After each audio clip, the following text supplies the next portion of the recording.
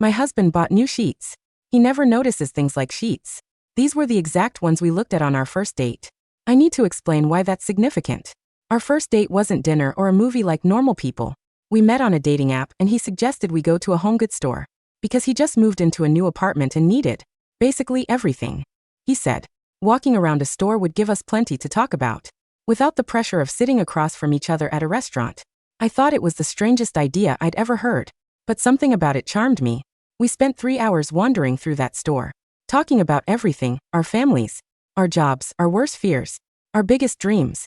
At one point, we ended up in the bedding section, and I pointed out a set of deep blue sheets, tiny silver stars embroidered along the edges. I said, "These are beautiful, but way too expensive for sheets." He looked at them for maybe 2 seconds and said, "Yeah, I guess," and moved on to ask about my favorite book. That's my husband. He doesn't notice details like thread counts or decorative stitching. He notices people. He noticed me that day in a way no one ever had before. We've been married for 11 years now. 3 kids, a house with a mortgage we'll be paying until we die. A life that's full and busy and wonderful, but also exhausting in ways I couldn't have imagined when I was 26, wandering through a store with a stranger who would become my everything. Last Tuesday, I came home from work and found a package on the bed. Inside were those exact sheets, deep blue with tiny silver stars embroidered along the edges, the same ones from 11 years ago. I stood there holding them, trying to understand how this was possible. He never remembered things like this. I forgot our anniversary twice in the first 5 years. He once bought me a birthday card that said happy retirement, because he grabbed the wrong one and didn't notice. The idea that he would remember a throwaway comment about sheets seemed impossible. I found him in the kitchen making dinner and asked about it. He got quiet and turned off the stove and asked me to sit down. My heart started pounding, because nothing good ever follows those words. He told me he'd been keeping something from me for months. He didn't. He didn't look at me. He looked at his hands, which were resting on the granite countertop. Hands I'd held during childbirth, hands that had built our daughter's crib, hands that were currently trembling just enough to be noticeable. "I didn't cheat," he said, his voice cracking. "And we aren't broke. It's nothing like that." The air in the kitchen felt suddenly thin, like we were at a high altitude. "Then what, David? Why the sheets? Why the face?" He took a breath that sounded like it rattled in his chest. 3 months ago, I got lost coming home from the grocery store. I've driven that route 1,000 times, but I pulled over on Sycamore and I didn't know which way to turn. I sat there for 20 minutes until it just clicked back into place. I stared at him. "You never told me." I thought it was stress or lack of sleep, but then I forgot how to tie my tie before the Peterson presentation. And then I forgot Leo's middle name. Leo is our 7-year-old. I went to a neurologist, Claire. I didn't want to worry you until I knew. He reached into his pocket and pulled out a small, folded piece of paper. It wasn't a prescription. It was a page torn from a pocket notebook. "It's a tumor. A low-grade glioma. It's pressing on my hippocampus. That's why the memories are getting slippery." The world stopped. The hum of the refrigerator, the distant sound of the kids fighting over the TV in the living room. It all vanished. "They have to operate," he said, finally looking up. His eyes were red-rimmed. "Next week. The surgeon is optimistic about my life, but the memory? That's the gamble.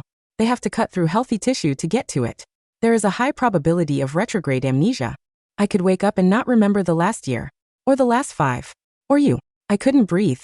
I walked around the island and collapsed into him. He held me so tight it hurt, burying his face in my neck. "Why the sheets?" I sobbed into his shirt. He pulled back, cupping my face. "Because I've been terrified. For months, I've been terrified that I'm going to wake up in a room with a stranger. So I started retracing my steps. I went back to the places that stuck. The Homegood store. I walked the aisles for hours, Claire. I was trying to find anchors. Things that were so deep in my brain that maybe the scalpel couldn't cut them out." He wiped a tear from my cheek with his thumb. "I remembered the sheets," he whispered. "I didn't remember the thread count, but I remembered you pointing at them. I remembered thinking, if I buy these for her one day, it means I made it. It means she kept me. So I bought them. I want them on the bed. If I wake up and I don't know who I am, I want those stars to be the first thing I see. Maybe they'll lead me back to you." The week leading up to the surgery was a blur of administrative agony and quiet terror. We had to update wills. We had to explain to the kids that Daddy has a boo-boo in his head, without terrifying them. We had to live a lifetime in 7 days. But the nights were ours. We put the sheets on the bed. They were crisp and cool, the deep blue contrasting against our beige walls. Every night, we lay on them and David talked. He wasn't just talking to chat, he was recording. He bought a voice recorder and spent hours narrating our life. Claire hates cilantro. Don't put it in the salsa. The code to the garage is 4922. It's the date of your first kiss. Leo is afraid of the dark, but if you leave the hall light on, he sleeps. Maya needs you to sing Blackbird or she won't settle. He was building a manual for his own life. On the last night before the hospital, we didn't record anything. We just lay there, staring at the silver stars embroidered on the pillowcases. If I forget, he whispered in the dark, you have to make me fall in love with you again. Promise me. I promise, I said, though the fear was a cold stone in my gut. But you won't have to. You're in there. You're always in there. I'm not the charmer, he said. I'm the guy who forgets birthdays. I'm the guy who needs you to navigate the social stuff. If I lose the history, I'm just a guy with a scar on his head and a mortgage. You are the man who bought the sheets, I said fiercely. That's who you are. The surgery was scheduled for 12 hours. It took 16. I sat in the waiting room, shredding a styrofoam cup into confetti. My mom took the kids. It was just me and the ticking clock. When Dr. Aris finally came out, he looked exhausted. He's alive, was the first thing he said. We got the mass. But there was some swelling. We won't know the extent of the neurological impact until he wakes up. I didn't sleep for the next 48 hours. I sat by his bed in the ICU, holding his hand. He looked small amidst the wires and tubes, his head wrapped in heavy bandages. When his eyes finally fluttered open, the room went silent. He blinked against the harsh fluorescent lights. He groaned a low guttural sound of pain. David? I whispered. He turned his head slowly. His eyes tried to focus on me. They scanned my face, my forehead, my nose, my mouth. It was a clinical scan, searching for data. Hi, I said, my voice shaking. He stared at me for a long time. My heart hammered against my ribs. Please know me. Please know me. Water, he croaked. I grabbed the cup with the straw and held it to his lips. He drank greedily. When he finished, he looked at me again. Where? You're at St. Jude's, I said. You had surgery. A tumor. He closed his eyes. Okay. Do you know who I am? I asked, the question tearing out of my throat before I could stop it. He opened his eyes. He looked at me with a devastating blankness. You're the nurse? I felt like I had been shot. I physically recoiled, my hand flying to my mouth. Then his brow furrowed.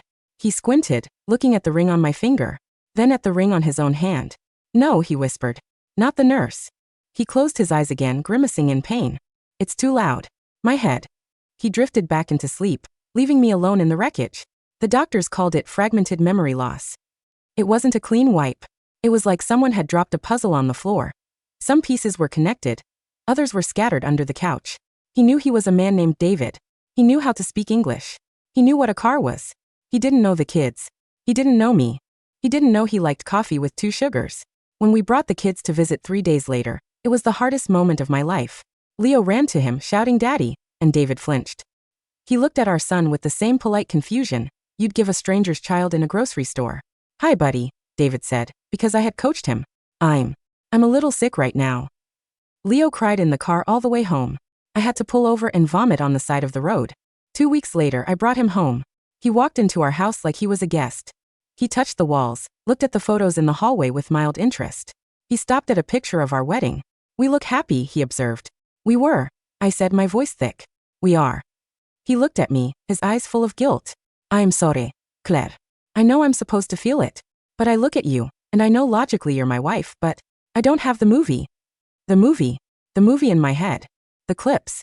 I don't have the first date. I don't have the wedding. I don't have the births. It's just static." "Come upstairs," I said. I led him to the bedroom. I had made the bed that morning, smoothing out the deep blue sheets with the silver stars. He walked in. He stopped. He stared at the bed. He didn't move for a long time. He walked over to it and ran his hand over the embroidery on the pillowcase. "Homegoods," he whispered. I gasped. "Yes." He turned to me, his eyes wide. I remember the smell. Not the store, but vanilla and dust. I was wearing vanilla perfume, I said, stepping closer. And the store was dusty because they were renovating the back. He sat down on the edge of the bed. He looked down at the stars. I remember blue. I remember thinking they were too expensive. "You said they were ridiculous," I laughed, tears streaming down my face. "But you bought them anyway. 11 years later." He looked up at me. It wasn't the look of a husband of 11 years. It was the look of a man seeing something curious and beautiful for the first time. "I don't remember the 11 years, Claire," he said softly. "But I think I remember wanting to know you." He patted the spot beside him. I sat down. He didn't put his arm around me. He just sat there, tracing the silver star with his finger. So, he said, turning to face me. I'm David. I hear I'm a bit of a mess, but I have excellent taste in bedding. I laughed, a wet, jagged sound. I'm Claire. I'm exhausted, and I talk too much when I'm nervous. Nice to meet you, Claire, he said. And then for the first time since the surgery, he reached out and took my hand. His palm was warm. Tell me about these kids of ours. The little one, Maya, she likes the Beatles. The next 6 months were a brutal, beautiful slog. It wasn't a romance novel. It was hard work. David had to learn everything again. He had to learn how to load the dishwasher the way I liked. He had to learn that he hated zucchini. He had to learn to be a father to 3 children who were confused why daddy didn't know their inside jokes. He listened to the tapes he made. He listened to them religiously. I would find him in the garage, headphones on, listening to his own voice say, Claire needs coffee before she speaks in the morning. Don't take it personally. He treated the tapes like the Bible. He was studying to be my husband. But the intimacy was gone. We slept in the same bed, on the blue sheets, but we didn't touch. He felt like a roommate who was trying very hard to be polite. One rainy Tuesday in November, I hit my breaking point. The washing machine broke, the kids were screaming, and David asked me where we kept the spoons for the 3rd time that week. In the drawer. I yelled. The same drawer they've been in for 8 years, David. The drawer you installed. The kitchen went silent. The kids froze. David stood there, holding a spoon, looking stricken. I'm sorry. It didn't stick. I know, I whispered, sliding down the cabinets to sit on the floor. I know it's not your fault.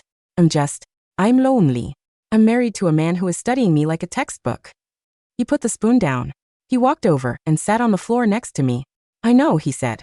I listened to the tapes, Claire. The guy on the tapes? He was funny. He was confident. He loved you so much it made his voice shake. I'm jealous of him. I'm jealous of the man who got to have 11 years with you. You are him, I said. I'm not, he said firmly. I'm the sequel. And the sequels are never as good as the original. He looked at me. But I want to be. I don't want to just follow the instructions on the tapes. I want to make new ones. He stood up and offered me his hand. Can we get a babysitter tonight? Why? Because I checked the Homegood's website. They close at 9. And I think we need to go walk around a store for 3 hours. We didn't go to Homegood's. We went to Target because the Homegood's had closed down a month prior. We walked the aisles. It was awkward at first. We pushed the cart and talked about the weather. But then in the candle aisle he picked up a jar. This smells like your shampoo, he said. It's lavender, I said. I don't use lavender shampoo. Really? He frowned. I could have sworn. That was your mother, I said. Your mom used lavender soap. He smiled, a real smile, one that reached his eyes. Well, that's a start. I remember Mom. We ended up in the toy section. He picked up a Lego set. Leo would love this, he said. Star Wars. He's obsessed with The Mandalorian right now. I stopped the cart. You remembered that? He told me yesterday, David shrugged. It stuck. It stuck. We went to dinner at a diner. We sat in a booth. He ordered a burger. I ordered a salad. You hate salad, he said, pointing his fork at me. Tape 4, side B. Claire orders salad when she's trying to be good, but she steals my fries. The tapes are cheating. I smiled, stealing a fry. It's not cheating, he said, his eyes locking onto mine. It's research. And I think I'm figuring something out. What? The guy on the tape. He loved you because you grounded him. You were his anchor. But me? I think I'm falling for you because you're the only person who looks at me and doesn't see a broken brain. You see me, even when I don't see myself. He reached across the table and took my hand. I can't give you the last 11 years back, Claire. But I can give you the next 40. If you'll have me. 3 years later. I walked into the bedroom to find David stripping the bed. What are you doing? I asked. These sheets are done, he said, holding up the deep blue fabric. Look at this. The elastic is shot. There's a hole in the corner. They're threadbare. They were. The silver stars were fraying. The blue had faded to a dusty slate. We can't throw them out, I said, panic rising in my chest. Those are the sheets. I know, David said. He walked over and kissed me on the forehead. But we don't need them anymore. We don't. No, he said. I know where the bathroom is. I know that Leo needs help with math and Maya needs space when she's mad.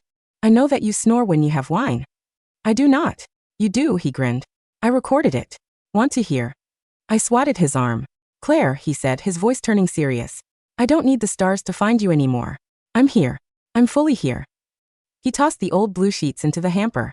Then he reached into a bag on the floor. He pulled out a new set. They weren't blue. They were a soft, warm sage green. Why green? I asked. Because green is your favorite color, he said. You told me that on our second first date. At Target. He snapped the sheet out, letting it settle over the mattress. New sheets, he said, smoothing them down. New memories. He looked at me, the man who had forgotten everything, and then remembered the only thing that mattered. Are you coming to bed? He asked. I smiled, unbuttoning my blouse. Yeah, I'm coming. We lay on the green sheets. They were stiff and new, smelling of the packaging. Comfortable? He asked. Perfect, I said. He wrapped his arm around me, pulling me into his chest. I listened to his heartbeat. It was the same rhythm it had been for 14 years.